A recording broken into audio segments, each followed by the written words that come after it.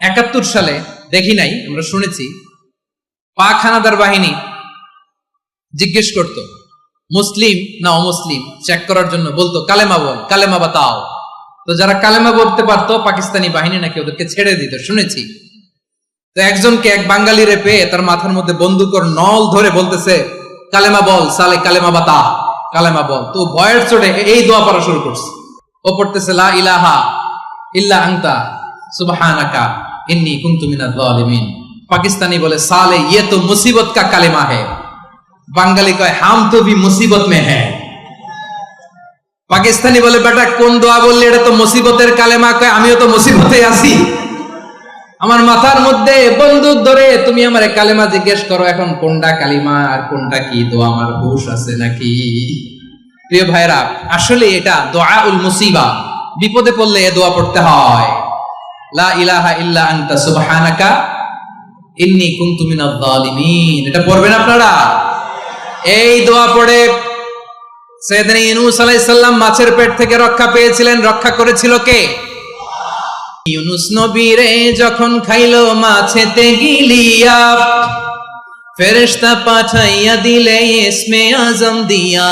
প্রাণে ছিল যাহার ভয় সেথা পাইল আশ্রয়, প্রাণে ছিল যাহার ভয় সেথা পাইল আশ্রয়। মাছের পেট হতে সে যে পেল পরিত্রাণ। আল্লাহু আল্লাহু তুমি জাল্লে জালালুহু, শেষ করা তো যায় না গে তোমার গুণগান। আল্লাহু আল্লাহু সুবহানাল্লাহ পড়ে। লা ইলাহা ইল্লা আনতা সুবহানাকা ইন্নী কুনতু মিনাজ জালিমিন। বিষ্ণুই বললেন দেয়ালে পিঠ থেকে গেলে, চোখে মুখে অন্ধকার, বাঁচার কোনো উপায় নাই, তখন এই দোয়াটা পড়তে হবে। এই দোয়া পড়ে আল্লাহর কাছে ফরিয়াদ করলে বিপদ মুক্ত করবেন কে? কেন এই দোয়াটা আল্লাহর কাছে বড্ড প্রিয় জানেন আমার ভাইরা? কারণ এই দোয়ার মধ্যে 3টা জিনিস আছে। আমি যেরকম আঙ্গুল উঁচু করেছি এরকম করেন তো। 3টা। কয়টা? 3টা। 1 নম্বরে হচ্ছে তাওহীদ, 2 নম্বরে তাসবিহ, 3 নম্বরে তাকরীর। আই রিপিট, আবারও বলছি, 1 নম্বরে তাওহীদ, 2 নম্বরে তাসবিহ, 3 নম্বরে তাকরীর। এই দোয়াটা আল্লাহর কাছে এত পছন্দনীয় কারণ এ দোয়ার প্রথম অংশে আছে তাওহীদ, আল্লাহর একত্ববাদের ঘোষণা। লা ইলাহা ইল্লা আনতা, ও আল্লাহ আপনি ছাড়া কোনো ইলাহ নাই, উপাস্য নাই। এই কথা বললে আল্লাহ বড় খুশি হয়ে যায়, সুবহানাল্লাহ পড়েন। এ দোয়ার দ্বিতীয় অংশে আছে তাসবিহ, মানে আল্লাহর প্রশংসা, প্রশংসা সূচক বাণী। সুবহানাক সুবহানাক সুবহানাক, ও আল্লাহ আমি আপনার পবিত্রতা ঘোষণা করছি, সুবহানাক। এই কথা শুনলেও আল্লাহ খুশি হয়ে যায়, সুবহানাল্লাহ পড়েন। এই দোয়ার তৃতীয় অংশে আছে তাকরীর, তাকরীর মানে পাপের স্বীকৃতি। তাকরীর মানে কি? তাকরীর মানে পাপের স্বীকৃতি। এই দোয়ার তৃতীয় অংশে আছে ইন্নী কুনতু মিনাজ জালিমিন, ও আল্লাহ আমি জালিমদের অন্তর্ভুক্ত। আল্লাহ আল্লাহ আমি জালেম, আল্লাহ আমি ভুল করেছি, অন্যায় করেছি, আল্লাহ আমি জালেমদের অন্তর্ভুক্ত। এই পাপের স্বীকৃতি, অ্যাকনলেজমেন্ট আল্লাহ বড় পছন্দ করে। যখন আল্লাহর কাছে আপনি ছোট হবেন, ছোট হতে হতে যত ছোট হবে ওই দৃশ্যটা দেখতে আল্লাহ বড় পছন্দ করে, সুবহানাল্লাহ বলেন। 3 নম্বর অংশ ইন্নী কুনতু মিনাজ জালিমিন, আল্লাহ আমি জালেমদের অন্তর্ভুক্ত। সাইয়েদনা আদম আলাইহিস সালাম ভুল করে যখন নিষিদ্ধ গাছের ফল খেয়ে ফেললেন, আল্লাহ বললেন আদম ক্ষমা পেতে চাইলে তুমি আর হাওয়া মিলে স্বীকৃতি দাও, পাপের স্বীকৃতি আর পড়ো রব্বানা যালামনা আনফুসানা ওয়া ইল্লাম তাগফির লানা ওয়া তারহামনা লানাকুনান্না মিনাল খাসিরিন। ও আল্লাহ আমি আদম আর হাওয়া যালামনা আনফুসানা, আমরা আমাদের নফসের উপর বড় জুলুম করেছি। আল্লাহ ওয়া ইল্লাম তাগফির লানা ওয়া তারহামনা, আপনি যদি ক্ষমা না করেন, আপনি যদি দয়া পরবশ না হন, আপনি যদি রহম না করেন, আমরা তো ক্ষতিগ্রস্তদের মধ্যে শামিল হয়ে যাব। এই দোয়া করার সাথে সাথে সাইয়েদনা আদম আর হাওয়া আলাইহিস সালামকে ক্ষমা করে দিলেন কে? তাহলে এই দোয়ার 3 নম্বর অংশ তাকরীর, এটা আল্লাহ বড় পছন্দ করে। আমার কলিজার টুকরা ভাইয়েরা, গুনাহ করে শিকার যেতে হবে, এটা আল্লাহ ভালোবাসেন। সাইয়েদনা আবু বকর রাদিয়াল্লাহু তাআলা আনহু বিষ্ণু ইসা ইসলামকে বললেন ইয়া রাসূলুল্লাহ আল্লিমনি দুআআন আদউ বিহি ফি সালাতি, নবী হে আপনি আমার এমন একটা স্পেশাল দোয়া শিখায়া দেন যে দোয়াটা আমি নামাজে পড়ব। নবী বললেন তাহলে তুমি পড়ো আল্লাহুম্মা ইন্নী যালামতু নাফসি যুলমান কাসীরান ওয়া লা ইয়াগফিরুয যুনুবা ইল্লা আনতা ফাগফিরলি মাগফিরাতাম মিন ইনদিকা ওয়ারহামনি ইন্নাকা আনতাল গফুরুর রহিম। সুবহানাল্লাহ। সালাম ফেরানোর আগে পড়েন, কথা কয় না, পড়েন পড়েন। ও আবু বকর, নামাজে যদি দোয়া করতে মনে চায় এই দোয়াটা পড়বা, আল্লাহুম্মা ইন্নী যালামতু নাফসি, আল্লাহ জুলুম করেছি আমার নফসের উপর, যুলমান কাসীরা, অনেক জুলুম, ওয়া লা ইয়াগফিরুয যুনুবা ইল্লা আনতা, আপনি ছাড়া এই জুনুব, এই পাপ ক্ষমা করার দ্বিতীয় কোনো রব নাই। আছে? আল্লাহ ছাড়া আমাদের গুনাহ আর কে কে ক্ষমা করতে পারে বলেন তো? কে পারে? কে? এজন্য আল্লাহরে বলবেন, আল্লাহ আমি ছাড়া তোমার গোলামের অভাব নাই, ও আমার রব আমি ছাড়া এই জমিনের বুকে তোমার গোলামের অভাব নাই, কিন্তু তুমি ছাড়া তো আমার দ্বিতীয় কোনো রব নাই। পারবেন বলতে? পারবেন? চোখের পানি ছেড়ে আল্লাহরে বলবেন, আল্লাহ তুমি আমার রব, তুমি আমার সব। কি বলবেন? আল্লাহ আমারে রব। সবাই বলুন, আল্লাহ আমারে রব, দমে দমে তনু মনে তারি অনুভব, আল্লাহ আমারে রব। আল্লাহরে বলেন, আল্লাহ তুমি আমার রব, তুমি আমার সব। আল্লাহ আমি ছাড়া এই জমিনে তোমার গোলামের অভাব নাই, তুমি ছাড়া আমার দ্বিতীয় কোনো রব নাই। এ কথা বলে চোখের পানি ছেড়ে আল্লাহরে স্বীকৃতি দেন, আল্লাহ আমি পাপী, আল্লাহ জামিনে আমার চেয়ে বড় পাপী আর কেউ নাই। ওযু করে সিজদায় লুটিয়ে পড়ে চোখের পানি ছেড়ে আল্লাহরে পাপের স্বীকৃতি দেন, আল্লাহ এমন কোন জুলুম নাই, গুনাহ নাই আমি করি নাই, সগীরা কবিরা, জেনে না জেনে, ইচ্ছায় অনিচ্ছায়, শিরকি বেদাতি সব গুনাহ করেছি। আল্লাহ আকাশের নিচে জমিনের উপরে আমার চেয়ে বড় গুনাহগার আর কেউ নাই। চোখের পানি ছেড়ে আল্লাহরে বলেন, আল্লাহ আমি ছাড়া তোমার গোলামের অভাব নাই, তুমি ছাড়া আমার দ্বিতীয় কোনো রব নাই, তুমি ছাড়া তো কেউ আমার গুনাহ ক্ষমা করার নাই, তুমি আমার রব, তুমি আমার সব। বলতে পারবেন? এই তাকরীর আমার পটুয়াখালীর ভাই, এই স্বীকৃতিটা দেখতে আল্লাহ বড্ড ভালোবাসেন, কারণ আমরা সবাই গুনাহগার। আমরা সবাই কি? বিশ্বনবী বলেন, কুল্লুকুম খাত্তাউন, আ বানি আদম তোমরা সবাই পাপী। সবাই কি? সবাই পাপী। আমরা সবাই পাপী, আপন পাপের বাটখারা দিয়ে অন্যের পাপ মাপি। আমরা যে পাপী এটা ভাবতে মনে চায় না কারো, খালি অন্যের পাপ দেখি আমরা, এটা ভুল। ওর এই পাপ, ও পাপী, ও জালেম, ও জাহান্নামী, এরকম একটা টেন্ডেন্সি। আমার যে কি হালাত এটার খেয়াল নাই। খেয়াল করতে হবে যে আমি সবচেয়ে বড় পাপী, ঠিক কিনা বলেন? পাপ করি না এমন কেউ আছি? হ্যাঁ আছি, আছি। কেউ না জানলেও জানে কে আমার পাপের ঘটনা? পৃথিবী না জানুক আমি তো জানি, আমি কি পাপ করেছি। ও আমার কলিজার টুকরা ভাইয়েরা, মাথাটাকে নিচু করে জীবনের সব গুনার ফিরিস্তিগুলো একটা একটা করে স্বীকার করে আল্লাহরে বলেন, আল্লাহ আমি পাপী, আল্লাহ আমার চেয়ে বড় পাপী এই দুনিয়াতে কেউ নাই, আকাশের নিচে জমিনের উপরে আমার চেয়ে বড় পাপী কেউ নাই। একটা একটা করে আল্লাহ স্বীকার করি আমি পাপী, সব পাপের স্বীকৃতি দিলাম। পৃথিবী না জানুক আমি তো জানি, আমি কি পাপ করেছি। হায় আমার পাপের করলে বিচার, বাঁচার আমার নাই উপায়। দয়াময় তুমি মাফ করো আমায়, মাফ করো। আল্লাহ তাআলা যদি দয়া করে আমাদেরকে মাফ না করে, আমাদের বাঁচার কোনো উপায় নাই।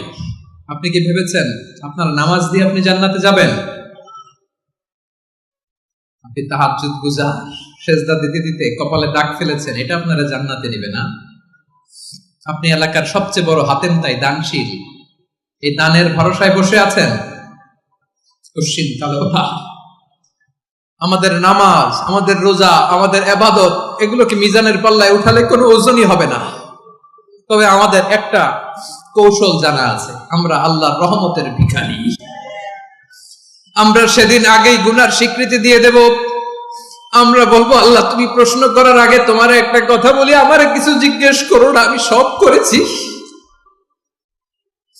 এমন কোন পাপ নাই যে পাপ আমারে দিয়ে হয় নাই। তোমার রহমত দিয়ে তুমি জান্নাতে পাঠাবা, তোমার দয়ায় জান্নাতে যেতে চাই, আমল দিয়ে না। পারবেন বলতে? কিয়ামতের দিন আমরা বলবো, আল্লাহ আমার আমল দিয়ে জান্নাত চাই না, আমি তোমার দয়া দিয়ে জান্নাত চাই। তোমার দয়া ছাড়া আমার কোনো উপায় নাই। কারণ আল্লাহ যদি বিচার করে, বাঁচার কারো উপায় নাই। আল্লাহ যদি বলে ফেলেন তুই এটা করলি কেন, ওখানে গেলি কেন, কোরআনে 1000 বার নিষেধ করলাম তারপরেও এই পাপে জড়ালি কেন, এরকম প্রশ্ন ছুড়ে দিলে আমার উত্তর আছে? বাঁচার কোনো উপায় আছে? রোজ হাসরে হে আল্লাহ আমার করোনা বিচার, আল্লাহ করোনা বিচার। বিচার চাহি না তব দয়া চাই, এ গুনাহগার, আল্লাহ করোনা বিচার। আপনার আমল দিয়ে জান্নাতে যাবেন? কি দিয়ে যাবেন? আল্লাহর দয়া দিয়ে। আল্লাহর রহম আর দয়া ছাড়া কেউ জান্নাতের চেহারাও দেখতে পাবে না। আমার প্রিয় ভাইরা, এই দোয়া আল্লাহর কাছে পছন্দনীয় হওয়ার কারণ 3টা। দোয়ার প্রথম অংশে আছে তাওহীদ, আল্লাহর একত্ববাদের ঘোষণা। এই দোয়ার দ্বিতীয় অংশ আছে তাসবিহ, আল্লাহর প্রশংসা সূচক বাণী। এই দোয়ার 3 নাম্বার অংশ পাপের স্বীকৃতি। তাহলে আমরা সবাই গুনাহগার। আমরা আল্লাহর কাছে পাপের স্বীকৃতি দিয়ে বলবো, ও আল্লাহ ইন্নী কুনতু মিনাজ জালিমিন, আমরা জুলুম করেছি, পাপ করেছি, অন্যায় করেছি, আল্লাহ বুঝতে পারি নাই, শয়তানের ওয়াসওয়াসায় পড়ে, বন্ধুর পাল্লায় পড়ে, নফসের খায়েশ মিটাতে যে আল্লাহ করে ফেলেছি। তুমি গুনাহ না মাফ না করলে আমাদের গুনাহ মাফ করার দ্বিতীয় কেউ নাই। ঠিক কিনা বলেন? এভাবে অনুতপ্ত হয়ে যদি আল্লাহর কাছে দোয়া করেন, দেয়ালে পিঠ থেকে গেছে, কোন রাস্তা নাই বের হওয়ার, ওই মুহূর্তেও আপনাকে বিপদ থেকে উদ্ধার করবে কে? বিশ্বনবী চরম বিপদে পড়লে 2টা দোয়া পড়তেন। প্রথম হলো এটা, লা ইলাহা ইল্লা আনতা সুবহানাকা ইন্নী কুনতু মিনাল জালিমিন। এই দোয়াটা আমরা বেশি বেশি পড়ব প্রিয় ভাই। রাজি আছেন? সবাই আওয়াজ করে পড়ুন ইনশাআল্লাহ। আমার প্রিয় ভাইয়েরা, বিপদে পড়লে বিশ্বনবী আরো একটা দোয়া পড়তেন, লা ইলাহা ইল্লাল্লাহুল আযীমুল হালিম, লা ইলাহা ইল্লাল্লাহু রাব্বুল আরশিল আযীম, লা ইলাহা ইল্লাল্লাহু রাব্বুস সামাওয়াতি ওয়াল আরদি ওয়া রাব্বুল আরশিল কারীম। এই যে বললাম, রেকর্ড হয়ে গেছে। এখন তো আর ইনস্ট্যান্ট মুখস্থ না হলো, পরে মুখস্থ করে নেবেন। আল্লাহ ছাড়া কোনো উপাস্য নাই, তিনি সুমহান, মহা সহিষ্ণু। আল্লাহ ছাড়া কোনো উপাস্য নাই, তিনি সুমহান, আরশের অধিপতি। আল্লাহ ছাড়া কোনো উপাস্য নাই, তিনি আকাশের মালিক, জমিনের মালিক, তিনি সুবিশাল আরশের অধিপতি। সুবহানাল্লাহ পড়েন। এই দোয়াটা কেউ যদি পড়ে যদি এর ওসিলা করে দোয়া করে, তাকে বিপদ থেকে মুক্তি দেয় কে? মনে থাকবে আপনাদের? তাহলে বিপদের প্রথম ধাক্কায় কি যেন পড়তে হয়? ইন্না লিল্লাহ। তারপরে কি বলে আল্লাহর কাছে নিজেকে সঁপে দিতে হয়? দেয়ালে পিঠ থেকে গেলে লা ইলাহা ইল্লা আনতা সুবহানাকা ইন্নী কুনতু মিনাজ জালিমিন। 2 নাম্বার হচ্ছে লা ইলাহা ইল্লাল্লাহুল আযীমুল হালিম, লা ইলাহা ইল্লাল্লাহু রাব্বুল আরশিল আযীম, লা ইলাহা ইল্লাল্লাহু রাব্বুস সামাওয়াতি ওয়াল আরদি ওয়া রাব্বুল আরশিল কারীম। মনে থাকবে? ইনশাআল্লাহ বলেন সবাই, আওয়াজ করে সবাই ইনশাআল্লাহ। অনেক সময় এমন হয়, হঠাৎ বিপদের সম্মুখীন হই আমরা, রেডি হয়ে বের হইছে অফিসে, হঠাৎ অ্যাক্সিডেন্টে পড়ে যাই, হঠাৎ পেটের ব্যথায় অজ্ঞান, এরকম হয় না? আপনাদের হয় না? বিষ্ণু ইসলাম বলেন, আকস্মিক দুর্ঘটনার বিপদ থেকে যদি কেউ বাঁচতে চায়, সকাল সন্ধ্যা যেন প্রত্যেকে এই দোয়াটা পড়ে। সকালে যদি 3 বার পড়ে, সন্ধ্যা পর্যন্ত হঠাৎ বিপদ থেকে সে রক্ষা পাবে। To be protected from sudden calamity, sudden disaster, sudden calamity. হঠাৎ বিপদ, হঠাৎ ভয়ঙ্কর কোন আকস্মিক বিপদ থেকে আল্লাহ বাঁচায় দিবে। সকালে পড়লে সন্ধ্যা পর্যন্ত প্রোটেক্টেড, সন্ধ্যাবেলায় যদি 3 বার পরে সকাল পর্যন্ত প্রোটেক্টেড। সুবহানাল্লাহ পড়েন। দোয়াটা কি? দোয়াটা হচ্ছে বিসমিল্লাহিল্লাযী লা ইয়াদুররু মা ইসমিহি শাইউন ফিল আরদি ওয়ালা ফিস সামাই ওয়া হুয়াস সামিউল আলিম। ছোট না, অনেক ছোট, মুখস্থ করবেন। বিসমিল্লাহিল্লাযী লা ইয়াদুররু মা ইসমিহি শাইউন ফিল আরদি ওয়ালা ফিস সামা। ওই আল্লাহর নাম নিচ্ছি যে আল্লাহর নামের বরকতে আকাশ জমিনের কোনো কিছু কারো কোনো ক্ষতি সাধন করতে পারে না। তিনি সর্বশ্রোতা সর্বজ্ঞ। সুবহানাল্লাহ পড়েন, পড়বেন এই দোয়াটা, বিসমিল্লাহিল্লাযী লা ইয়াদুররু মা ইসমিহি শাইউন ফিল আরদি ওয়ালা ফিস সামাই ওয়া হুয়াস সামিউল আলিম। ফজরের পরে 3 বার, মাগরিবের পরে 3 বার যদি কেউ পড়ে প্রোটেক্টেড, যে কোনো হঠাৎ বিপদ থেকে প্রোটেক্টেড। প্রোটেক্ট করেন কে? ওই আল্লাহর নাম নিচ্ছি যে আল্লাহর নামের ওসিলায় আকাশ জমিনের কোনো কিছু কোনো ক্ষতি করতে পারে না। সুবহানাল্লাহ পড়েন। এবার আমাদের জীবনে দুশ্চিন্তা আছে না নাই বলেন?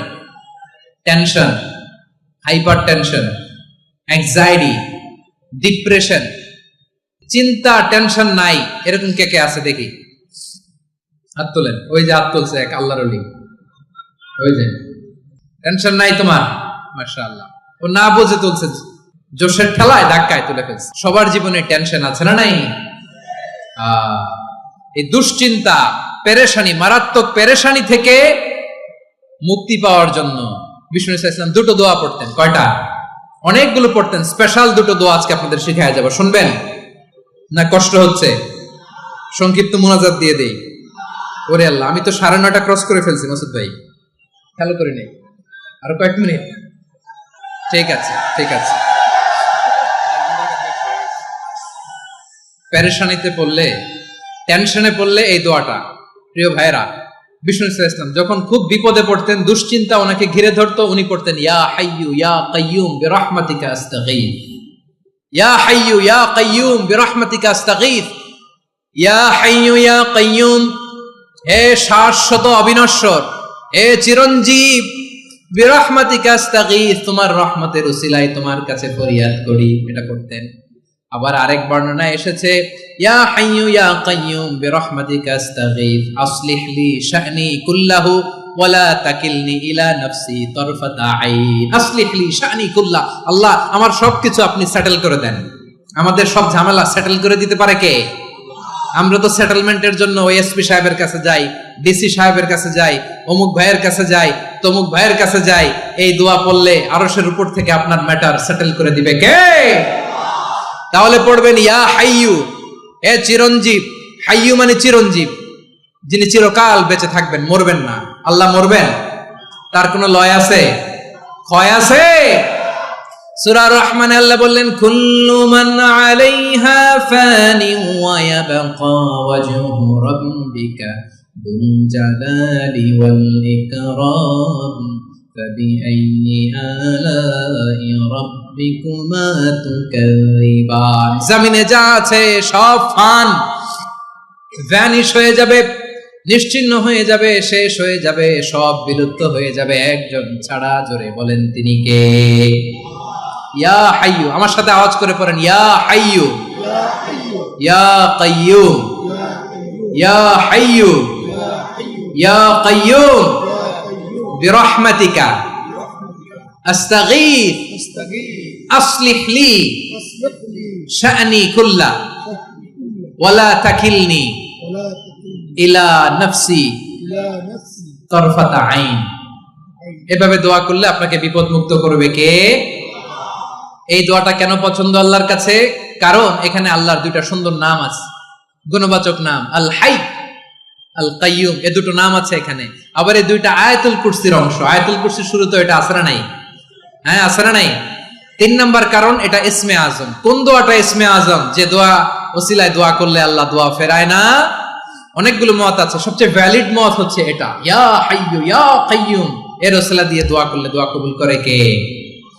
2 নম্বরে বিশ্বনবী মারাত্মক বিপদে পড়লে আরেকটা দোয়া পড়তেন, আল্লাহুম্মা ইন্নী আবদুক। আগে দোয়াটা পড়ি, শুনেন।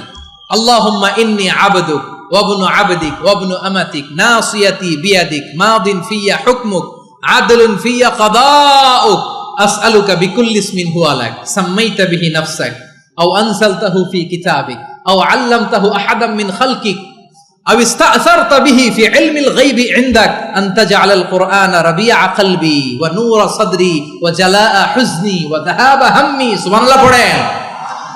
বিষ্ণুই বলতেন, আল্লাহুম্মা ইন্নী আবদুক, ও আল্লাহ আমি আপনার গোলাম, ওয়াবনু আবদিক, গোলামের ঘরের গোলাম, ওয়াবনু আমাতিক, বাদির ঘরের গোলাম। মানে আল্লাহ আমি আপনার গোলাম, আমার বাবা আব্দুল্লাহ ছিল আপনার গোলাম, আমার মা আমিনা ছিল আপনার বাদী। মানে আমরা গোলাম বংশের, সব গোলাম।